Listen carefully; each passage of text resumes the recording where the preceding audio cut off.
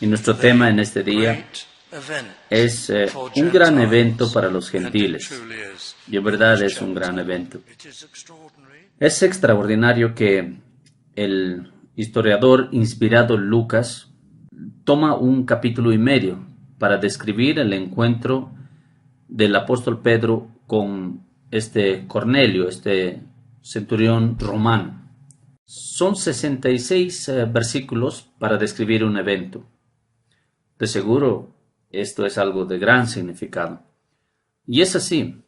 El Espíritu Santo, acá en este capítulo 10 de Hechos, aplica un freno y hace que la narración sea más lenta.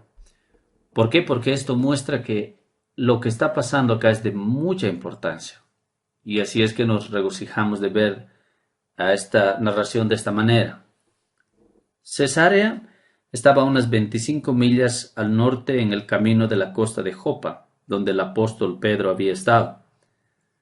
Era un centro romano. En realidad, la residencia del gobernador romano estaba ahí. Leemos acá en el primer versículo de la compañía italiana. Y esto de seguro que se refiere a la famosa o al famoso séquito italiano, o un batallón de las tropas romanas que fueron enviadas ahí. Y Cornelio evidentemente era un centurión de este séquito, de este grupo. Algunas traducciones modernas le llaman un regimiento, pero no era tan grande como un regimiento. Era literalmente un séquito, es decir, como unos 600 hombres. Y seguramente sabrás que había 600 centuriones en un séquito, y un centurión era como un brigadier, uno que mandaba a un grupo de estos 6 grupos dentro del séquito. Cada grupo tenía 100 soldados. A Cornelio se le describe en este versículo 2. Pero primeramente quisiera hablar de cómo es que estos versículos introducen a un buscador histórico. Y ese puede ser nuestro primer encabezado. Cornelio, un buscador histórico. Y ahora sabemos que el eunuco de Etiopía, el consejero de la realeza, podríamos decir, de Etiopía, lo que le llamamos Sudán hoy en día, él había sido convertido, este eunuco. No el primero que había sido convertido, pero es la primera conversión de un gentil que es registrado en la Escritura. El mandamiento a los discípulos había sido que ellos tenían que predicar y evangelizar en Samaria, en Jerusalén y al mundo, a los gentiles en todo lugar. Pero ellos solamente habían obedecido algo de este mandamiento. Habían predicado en Jerusalén, en Judea, en Galilea, y muchas personas habían sido convertidas. Miles de personas en Jerusalén, 10,000 como tú sabrás, y habían sido dispersados luego por la persecución. Pero aún no se habla de una evangelización a los gentiles. Luego Felipe llevó el evangelismo a Samaria, y esto podríamos decir que es unas 2/3 parte del mandamiento que se les había dado de evangelizar. Y habían pasado hasta ahora unos 6 años y hasta ahora no había evangelización a los gentiles. ¿Qué pasa? ¿Qué es lo que había ido mal? Bueno, este capítulo nos explica y nos dice el problema. El problema era el prejuicio de los judíos para con los gentiles. Este problema estaba en el corazón aún de judíos convertidos. Después del día de Pentecostés había muchos convertidos. El tiempo pasó y estos judíos aún entendían que lo que la ley les decía, que no debían juntarse con los gentiles. Pero el Señor Jesucristo había abrogado la ley ceremonial, no la ley moral. Entonces los rituales y los mandamientos que se había dado a los judíos como gente habían sido abrogados. Eso era solo hasta la venida del Señor Jesucristo. Y entonces estas cosas habían sido abrogadas, terminadas. Y esto debería ser claro para los judíos, pero no fue así. El prejuicio antiguo de los judíos estaba aún en el corazón, aún de los judíos convertidos.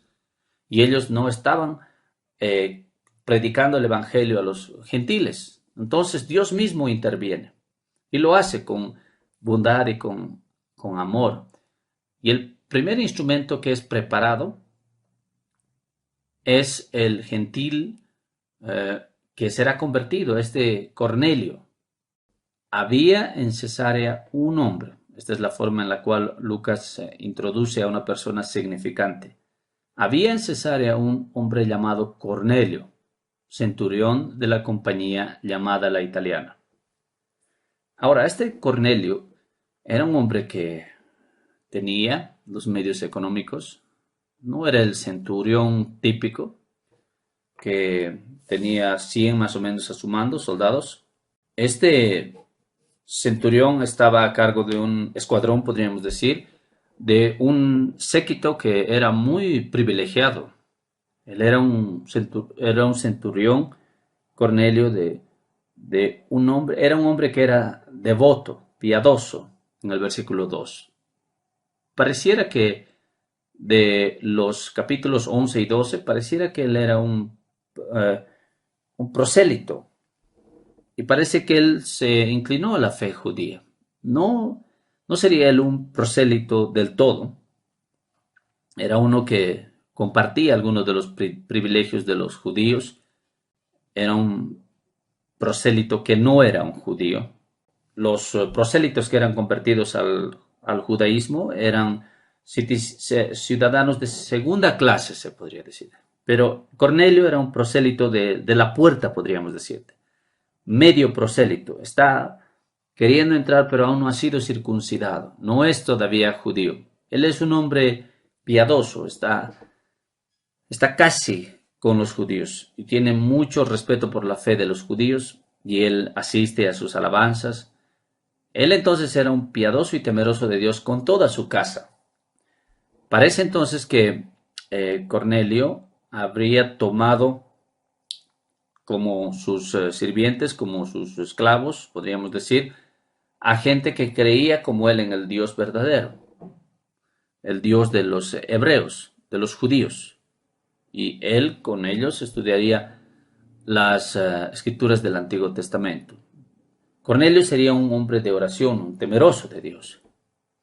Entonces, sus esclavos, sus siervos, se habrían convertido por medio de su testimonio, o tal vez él los eligió porque ellos eran también piadosos. Y él les daría una oportunidad a ellos. Esta es la evidencia que tenemos de que él era un hombre que tenía mucho dinero. Él sería uno que daba dinero para las causas de necesidad. Y él oraba a Dios siempre, no solamente en la alabanza pública, sino privadamente también. Uno pensaría que él era convertido, pero no podemos decir, no estamos seguros del todo. Yo le llamo con cuidado un buscador de Dios, pero tal vez en su corazón era convertido. Tal vez no entendía todavía las cosas de Cristo, pero era convertido como los judíos de antaño. Ellos creían que vendría el Mesías un día. Ellos creían en la necesidad del perdón de Dios, de la misericordia de Dios. Y ellos en la antigüedad se unían con los judíos y la forma en la cual ellos alababan a Dios. Y tal vez así era con Cornelio. Se puede ver que él era sincero y serio. Y pareciera que él estaba orando, entre otras cosas, para tener luz, entendimiento. Tal vez él oraba y decía, ¿quién es el Mesías?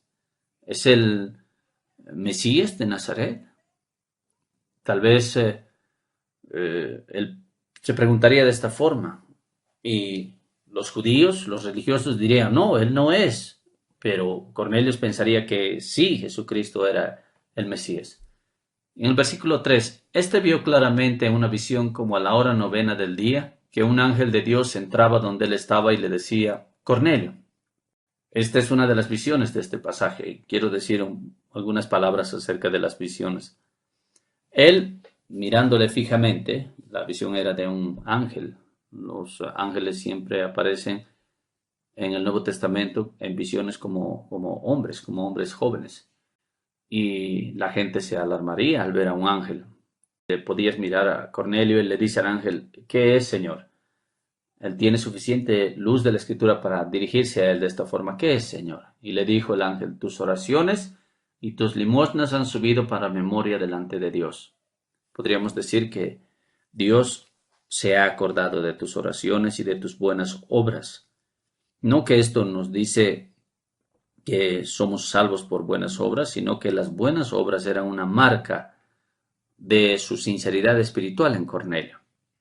Y Dios dice, tus oraciones han sido respondidas, han sido escuchadas. Y sabemos que Dios escucha las oraciones de su gente. Creemos nosotros con todo nuestro corazón que es así. Y hay veces en las cuales, en nuestras vidas, cuando hay de repente un tiempo de alarma o también un tiempo en el cual nosotros nos debilitamos y nos olvidamos que hay un Dios que responde las oraciones, que hay un Salvador en el cual podemos confiar, un Salvador al cual nunca nos deja de lado. Él siempre nos tiene en su mente y que nosotros podemos hablar con Él, apelar a Él. Pero a veces nos quedamos en nuestra melancolía y en nuestras reacciones malas por horas y a veces por días. ¿Qué cosa más terrible es esta que nosotros nos pongamos en este estado? Imagínate que a alguien le haya pasado algo malo y te pones mal por horas y días aún, cuando hay un Dios que nos escucha continuamente. Tus oraciones y tus limosnas han subido para memoria delante de Dios. Eran preciosas ante los ojos de Dios. Y ahora su instrucción. Envía pues ahora hombres a Jope y haz venir a Simón, el que tiene por sobrenombre Pedro. Este posa en casa de cierto Simón curtidor, que tiene su casa junto al mar. Él te dirá lo que es necesario que hagas. Pedro, el apóstol Pedro, le diría lo que Dios quería que haga Cornelio. Por supuesto que él había estado orando por luz y por guía, este Cornelio, y él envía entonces por este hombre, porque él le diría lo que tenía que hacer. Voy a desviar un momento ahora. Algunas personas dicen, leo Hechos capítulo 10 y veo que Cornelio se le da una visión, y también a Pedro, y Dios trata con ellos directamente y les habla. Y hay visiones en todas partes del Nuevo Testamento. Y hoy en día debemos tener visiones y podemos ver al Señor y podemos escuchar su voz y podemos tener comunicación directa con Él. Puede darnos palabras de sabiduría y de entendimiento. Está acá, está en el libro de los Hechos.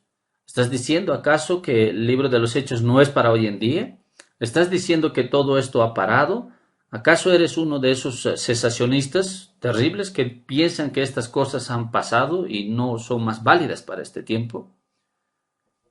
Esta no es una forma sabia de ver a este pasaje, porque por 1900 años más o menos de la historia de la iglesia cristiana, los reformadores y los antiguos, ellos veían a estas visiones como ser especiales, como especiales para este tiempo, para esta ocasión. Eran cosas especiales. Antes de que la escritura sea completada, esto era especial, mientras los apóstoles estaban vivos. Pensemos entonces por un momento en lo significante de este evento. Dios iba a iniciar la misión gentil.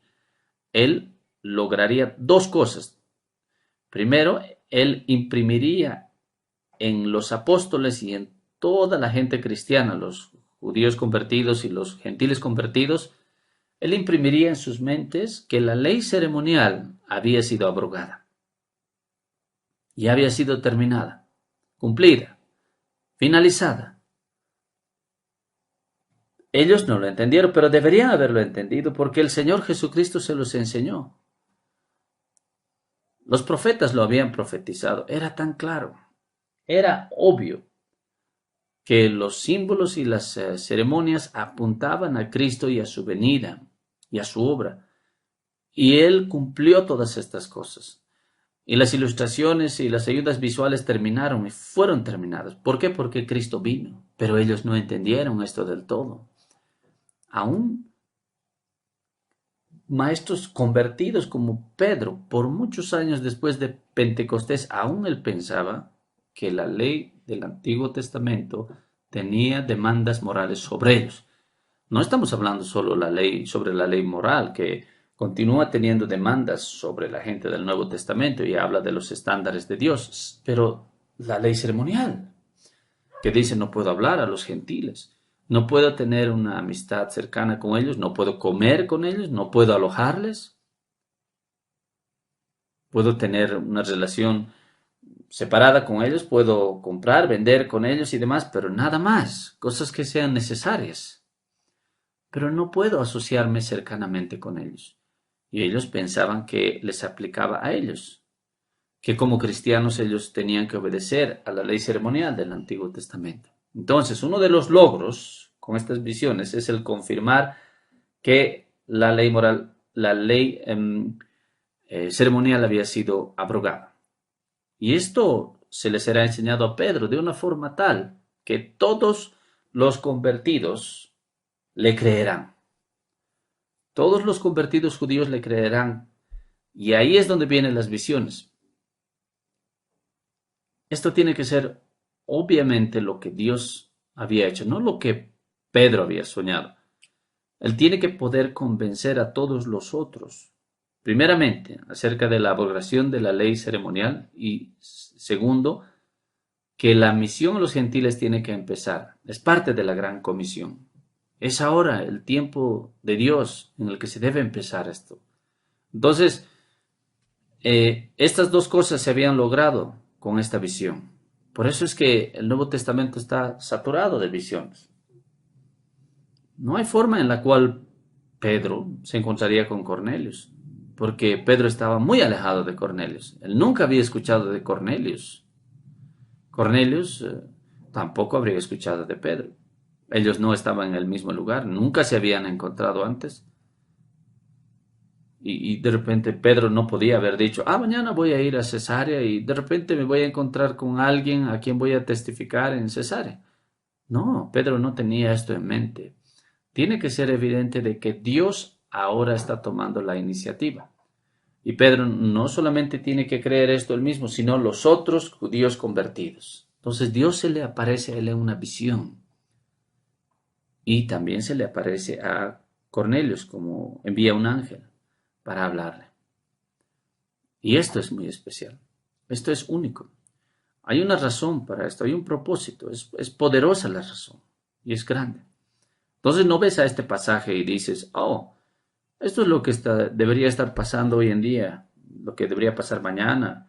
Esto es una cosa ordinaria. Esto es para todos nosotros las visiones. No fue así en el Nuevo Testamento. Estas ocasiones fueron reservadas para los apóstoles y para los apóstoles. Y la iglesia siempre sabía esto. Pero más o menos entrando al siglo XX más o menos, un grupo pequeño de personas que no fueron muy bien enseñadas. Eran temerosos del Señor, pero miraron a este pasaje y dijeron, tenemos que experimentar estas cosas hoy en día. Y así empezó el movimiento pentecostal. Ellos eran gente queridos, pero no fueron bien enseñados. Y esta es la historia del movimiento pentecostal. Ellos habían entendido de la interpretación de la iglesia a lo largo de la historia, de la reforma y demás, y cometieron un error. Ellos eran cristianos, gente querida, pero ellos pensaron que las visiones y demás eran para hoy en día y no entendieron el contexto ni los eventos de la ocasión en los cuales estas visiones habían pasado. Pero ellos eran un grupo pequeño del cristianismo, hasta que en 1950 vino el movimiento carismático y explotó en un movimiento masivo. Puedo acordarme con un hombre joven que yo había hablado con muchas personas que se volvieron carismáticos y no entendían cuán especial son estas visiones que se dan en el capítulo 10 y en otros lugares. Entonces aquí en el versículo 5 encontramos que él envió a Jope En el versículo 7, ido el ángel que hablaba con Cornelio, este llamó a 2 de sus criados y a un devoto soldado de los que le asistían. Este devoto soldado le iba a llamar Batman, pero muchos jóvenes hoy en día piensan que Batman es alguien que lleva una capa, como se nos muestra en las películas. Entonces solo le iba a llamar un asistente personal. Y él, Cornelio, les envió a Jope y les confió todo. Ellos eran creyentes como él, ellos creerían el Mesías que vendría. Y en el versículo 8, a los cuales envió a Jope después de haberles contado todo. Al día siguiente, mientras ellos iban por el camino y se acercaban a la ciudad, Pedro subía a la azotea para orar, cerca de la hora sexta. Entonces estos hombres habían sido enviados por Cornelio. Y Pedro sube a la hora sexta a la azotea y luego viene la visión trascendental. Esta sería la visión trascendental por medio de la cual Dios cambiaría todo. Versículo 10. Y tuvo gran hambre y quiso comer. Por si acaso esto es trivial y no da tal vez mucha ayuda a los jóvenes que quieren comer 5 a 6 veces al día. Pedro no estaba de hambre, sino que había estado sin comida. Pero mientras le preparaban algo, le sobrevino un éxtasis. El versículo 11. Y vio el cielo abierto. Esto era algo del cielo. Era algo puro, era algo santo, era algo precioso. Vino del cielo. Algo semejante a un gran lienzo que atado de las 4 puntas era bajado a la tierra. Un gran lienzo es como una sábana que implica de color blanco, de acuerdo a la costumbre de ese tiempo. Es todo acerca de la pureza, santidad. Que atado de las 4 puntas era bajado a la tierra. Es una visión. Y en el versículo 12, en el cual había de todos los cuadrúpedos terrestres y reptiles y aves del cielo.